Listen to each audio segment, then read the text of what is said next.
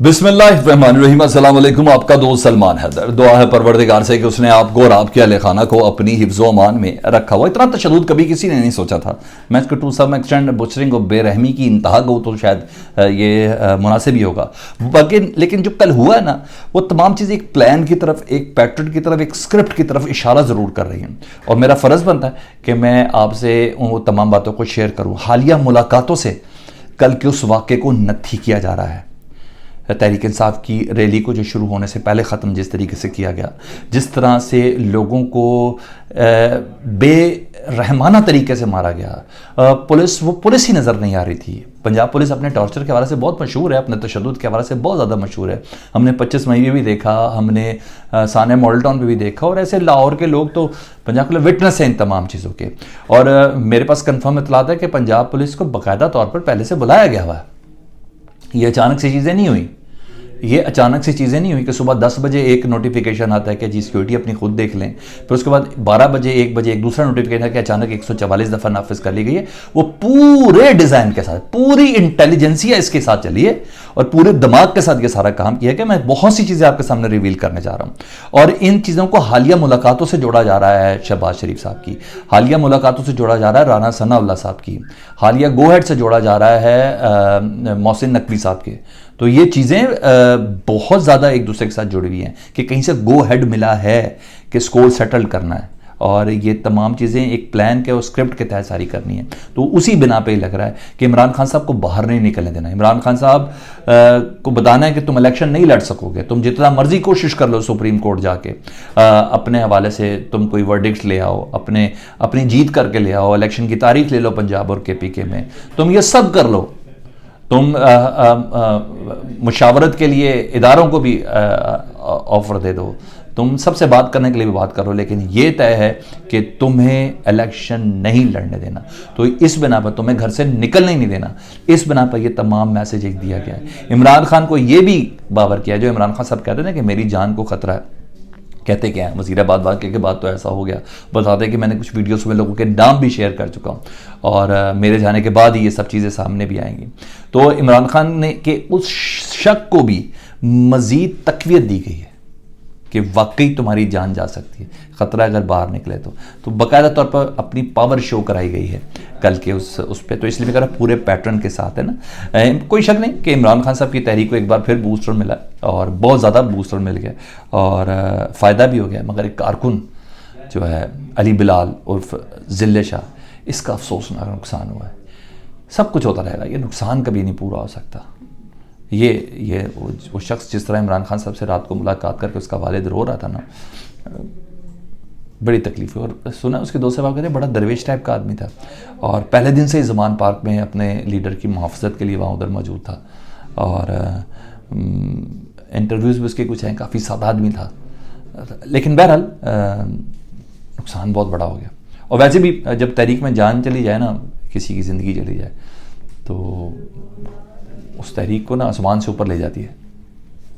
और ये 25 मई को भी खून नाहक गए थे ना, 3 गए थे, जिनमें से एक मुझे इससे ज़्यादा रावी के पुल से भी फेंका गया था, तो वो भी पुलिस का ही तशद्दुद था। तो उसके बाद आपने 17 जुलाई को अवाम का रद्द-ए-अमल देख लिया था ना ज़िमनी इंतखाब में। जी हाँ, बहरहाल इमरान खान साहब को आगे इलेक्शन में निकलना भी है और कंपेन भी खुद करनी है। उससे पहले ये जान चली जाना पॉलिटिकल फ़ायदा होगा, मगर जो चला गया, जिसके घर का नुकसान हुआ, वो तो है, वो वापस नहीं आएगा। कुछ वीडियोस भी शेयर हुई हैं सोशल मीडिया में, उनको मुबैना कहते हुए DSP वगैरह उनके ऊपर तशद्दुद करें पंजाब पुलिस के, और उनको DSP के ही पास रख के मारा गया है। मुबैना तौर पर ये बात है। प्रिजन वैन की वीडियो तो खुद इमरान खान साहब ने शेयर कर दी कि ये प्रिजन वैन में था, पुलिस की हिरासत में था, पुलिस को गिरफ्तार करके लेके जाती थी, अपने दोस्तों के साथ था और दोस्तों के साथ इसने शेयर किया कि हमें बेगुनाह लेके गए हैं, हमें पानी भी नहीं पिलाया जा रहा और डीप केमिकल वगैरह फेंके जा रहे हैं। उसके थोड़ी देर बाद इसकी डेड बॉडी आई है। तो प्रिजन में बिल्कुल नॉर्मल, खरोंच का निशान भी नहीं था। उसके कुछ देर बाद इसकी डेड बॉडी आई है। तो मतलब ये कहा जा रहा है कि पुलिस हिरासत में ये शख्स जान से गया है। अब पोस्टमार्टम रिपोर्ट तो ज़ाहिर बात है पुलिस की ज़ेर सरपरस्ती आनी है और वो तो रिपोर्ट आएगी जैसे आएगी। तो और पुलिस और एक सर्टन सोशल मीडिया, जिसका अपना कोई बाप भाई का नुकसान हुआ नहीं ना, किसी की शौहर का नुकसान नहीं हुआ, बेटे का नुकसान नहीं हुआ, तो वो तो फिर जो मर्जी मजा, दर्द तो वही है जिसको दर्द मिला। तो वो ज़रा बनाने की कोशिश की, जी एक्सीडेंट हुआ था रास्ते में, किसी मोटरसाइकिल से वो गिर गया था। अच्छा चलिए ठीक है, आपका कोई नुकसान हो तो फिर ऐसी बात करेंगे। लेकिन बहरहाल उनके वालिद की मुलाकात हुई इमरान खान साहब से, बिलाल के, अली बिलाल उर्फ ज़िल्ले शाह के। ये तय हुआ जी मुकदमा IG पंजाब डॉक्टर उस्मान साहब और CCPO के अलावा चंद अफराद के ख़िलाफ़ दायर करना जी। तो खून इनके लग गए, अब रोज़े मैशर छुपाते रहें, रोज़े मैशर तक छुपाते रहें। अगर आपको यहाँ से इंसाफ पाकिस्तान के इदारों से मिले, मेरे नज़र में तो ये 24 घंटे के अंदर फैसला होने वाला है। पाकिस्तान के इदारों से अगर आपको नहीं मिलता, अगर इंसाफ नहीं मिलता, तो इस माथे के दाग को लेके अल्लाह की अदालत में तो जाना ही जाना है।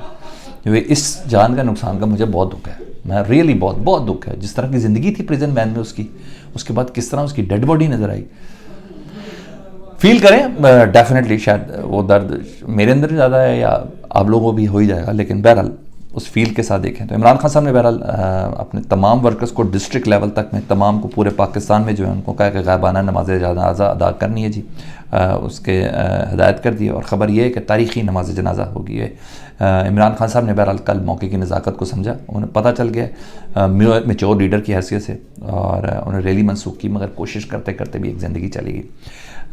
नज़र आ रहा था इमरान खान साहब को कि पुलिस वैशी हुई भी है सर्टन अहकामात की रोशनी में, तो उसने करना नहीं है। ये तो ये हो गया।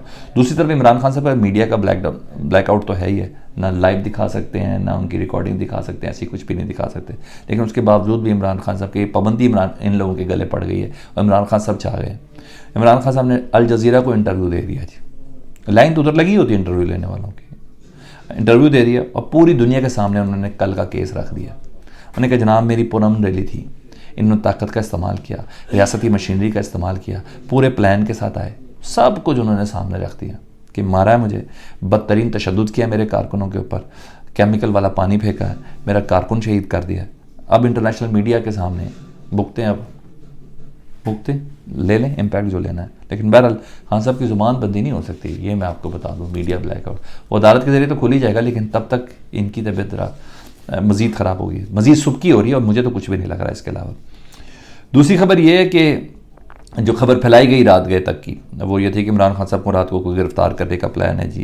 इलेक्शन कमीशन ने वारंट गिरफ्तारी उनके जारी किए हुए हैं कि बदतमीज़ी उन्होंने की थी, उसका है, शायद उस पर गिरफ्तार कर लें। इस्लामाबाद में अदालत का दहशतगर्दी का मुकदमा उनके ऊपर, उस पर गिरफ्तार कर लें। कोयटा में वाली जो पुलिस निकली हुई है जी इमरान खान साहब के ऊपर गद्दारी और दूसरे मुकदमात के ऊपर जी, उन्होंने तकरीर की थी 3 रोज़ पहले ज़मान पार्क के अंदर, उसके नोट्स बनाते हुए कि जी बगावत और गद्दारी का उनके ऊपर मुकदमा है। तो यानी ये है, वो शायद वैसे खबरें उड़ाई गई है, तो मैं कह रहा हूँ इसमें मुमकिनात भी इस वजह से हो सकती हैं, आज नहीं तो कल हो जाए, क्योंकि लोहा गर्म है ना, इस टाइम ये कुछ भी कर सकते हैं।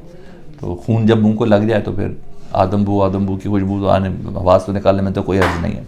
तो ये ऐसा है। तो आज वैसे इमरान खान साहब की 3 पेशियाँ जी इस्लामाबाद में, तो और इमरान खान साहब को तलब कर रखा है अदालतों ने।